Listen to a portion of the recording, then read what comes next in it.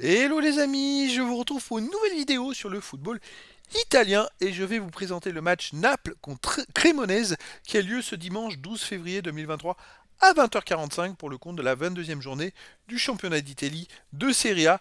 C'est donc un choc les amis des extrêmes, c'est tout simplement le premier Naples qui joue contre le 20e Cremonese. Donc je vais revenir un petit peu sur les statistiques en championnat. On verra également les meilleurs buteurs et meilleurs passeurs de ces deux équipes.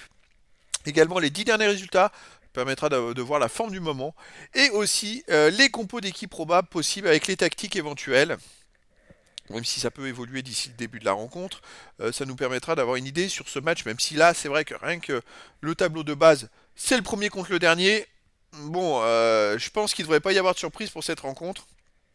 Et donc Naples est premier de Serie A avec 56 points en 21 matchs, 18 victoires, 2 nuls, seulement une défaite, 51 buts pour 15 comptes, plus 36 de goal average. Vous voyez, ils ont même 13 points d'avance sur le deuxième en classement. Ils ultra dominent ce championnat. Cremonese est donc 20e avec seulement 8 points en 21 matchs, aucune victoire. La Cremonese n'a pas gagné un seul match, les pauvres. 8 nuls, 13 défaites, 15 buts pour 37 comptes, moins 22 de goal average, puis ils ont beaucoup de points de retard sur les premiers non relégables. Saison très très compliquée pour la Cremonese. Les meilleurs buteurs, alors pour Naples, il y a le meilleur buteur du championnat qui est Victor Osimhen avec 16 buts en 17 matchs, il fait une saison fantastique. Et puis pour la Cremonese, vu qu'ils ont marqué que 15 buts, ils ont le 21e David Okereke qui a marqué 5 buts en 20 matchs. Pour les passeurs décisifs, eh ben forcément, c'est côté Naples, le meilleur passeur du championnat, Gvichka Kvaratskhelia, qui a 9 passes décisives en 17 matchs. Et puis pour la Cremonese, il n'y a pas de joueur, je n'ai pas trouvé de joueur qui avait marqué, qui avait fait au moins 2 passes décisives. Donc ils sont 9 joueurs ex aequo, 94e meilleur passeur du championnat. Alors j'en ai pris un sur les 9, c'est Daniel Ciofani qui a fait une passe en 18 matchs, mais il y a 9 joueurs de Cremonese qui ont fait une passe décisive, pas un seul qui en a fait 2. Les 10 derniers résultats, alors pour Naples, c'est 8 victoires, un nul, seulement une défaite. Bon, ça reflète un peu ce qu'on voit pour le championnat. 23 buts pour, 8 contre, plus 15 de goal average. Voilà, ils ont fait un match nul. Étonnamment, vous voyez, alors là, je n'avais pas fait gaffe, le 17 janvier, Naples a perdu en huitième de finale de la Coupe d'Italie contre la Cremonese à domicile en faisant 2-2 et en perdant au tir au but. Alors ça c'est invraisemblable. Alors la Cremonese s'est quand même qualifiée pour les quarts de finale de la Coupe d'Italie alors qu'ils sont derniers du championnat, qui ne gagnent pas un match de championnat en battant Naples.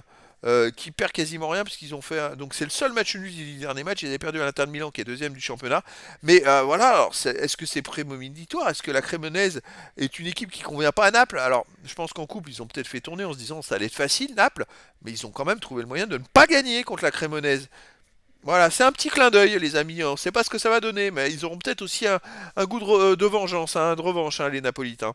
Cremonese sur les 10 derniers matchs, c'est une victoire, 3 nuls, 6 défaites, 8 buts pour, 16 comptes, 8 de goal average. Ils ont fait une victoire en quart de finale de la Coupe. Ils viennent de jouer le 1er février, ils ont gagné à l'AS Rome. C'est incroyable, est-ce qu'ils n'arrivent pas à gagner un match en championnat? Et ils sont qualifiés pour les demi-finales de la Coupe d'Italie.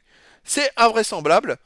C'est quand même très fort, les amis, parce que il reste plus que 2 matchs pour eux. Ils sont en demi-finale de coupe, en championnat d'Italie, ils sont derniers sans gagner. Je sais pas comment ils abordent les matchs psychologiquement. Bon, ils ont rien à perdre, mais c'est assez incroyable. Donc ils viennent de gagner en quart 2 buts à 1 à Rome, et donc ils avaient gagné à Naples au tir au but en faisant 2 partout. Alors, qu'est-ce que ça peut donner? Ils ont quand même fait 0-0 contre l'AC Milan le 8 novembre dernier. Ils arrivent quand même à faire quelques matchs nuls à Bologne, un partout. C'est une équipe qui n'arrive pas à gagner en championnat, mais qui fait quand même des résultats assez bizarres et étonnants en coupe. Et puis qui fait parfois quelques matchs nuls comme ça. Est-ce qu'elle manque de réussite? Est-ce que... Voilà. C'est assez compliqué à définir. Alors, on va voir les compos d'équipe probables. Alors, pour Naples, gardien, Meret, défense, Lorenzo, Brahmani, Kim, Rui, milieu terrain Anguissa, Lobotka, Zielinski, attaquant Politano, Osimhen et Kvaratskhelia. Ça serait du 4-3-3. Bon, il n'y a pas trop de surprises.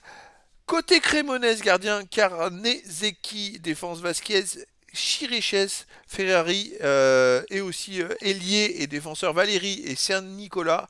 Milieu de terrain, Meite, Castagnetti, Piquel et attaquant Dessert et Siofani du 3-5-2. Alors moi ce que j'ai pu voir c'est que les équipes qui jouent en 3-5-2, il n'y en a pas beaucoup qui sont dans les 10 premiers de championnat. Il y en a quelques-unes.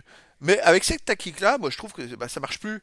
Et il faudrait peut-être se poser la question de rejouer avec 4 défenseurs, que ça permet mieux de partir sur les côtés, plutôt que de se mettre en 5-3-2 suivant les situations, ou 3-5-2 en attaque. Je trouve que ça fait courir trop de joueurs sur les côtés. Si l'équipe en face peut plus écarter le jeu.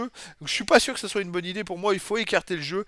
Il faut mettre un arrière et un ailier pour jouer vite devant. Ça sert à rien de courir avec le ballon parce que le ballon va plus vite que les joueurs qui courent. Donc voilà, c'est peut-être le problème de la Crémonaise. En tout cas, ça va être un match assez étonnant.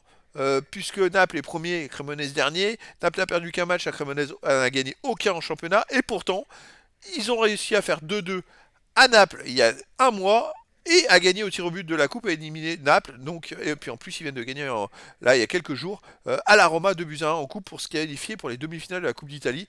Alors, est-ce qu'il va y avoir une surprise?